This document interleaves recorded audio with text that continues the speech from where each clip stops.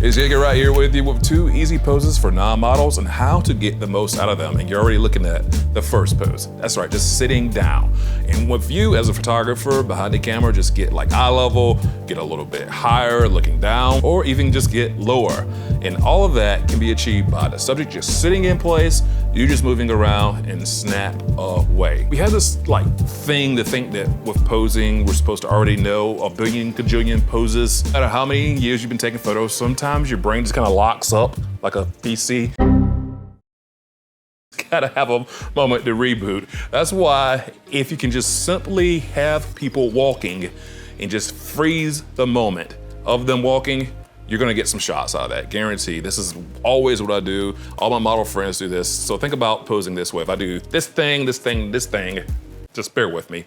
Those are really 3 different poses right there. It's that easy to have a different pose. So when walking and talking, laughing, those will be different poses. Wedding photographers will do that trick to just try to get people talking, fake laughing, or maybe somebody's really, really funny and they crack a real joke. All of that adds movement to the photos and you're not thinking about posing. Now, as far as this burst shooting when getting people walking, that does mean you're gonna need to cull your photos a little bit. You're gonna have to go through them and pick the best one out of the bunch. That's all that culling means. It's a fancy way to do that. So I don't use an app dedicated to culling. I'll just go in Lightroom, flag. I like this one. We're gonna keep this one right here, put some rating system. Something I bet it's 10 on there. And then just discard the ones at the end of the shoot. That's generally how I do my culling.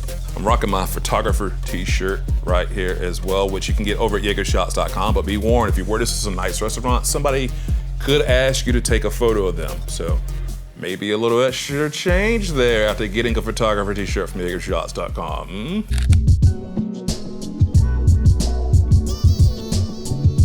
Speaking of freezing people in motion, photographing kids can be such a challenge and they're running around in harsh light. So I've got a video for you to check out on the screen right now about how I edited those photos in Lightroom. And please hit that like button. It really does help every channel out that you see on YouTube. I know everybody asks for it, but it really does make a difference. And subscribe to never miss a shot from YeagerShots.com.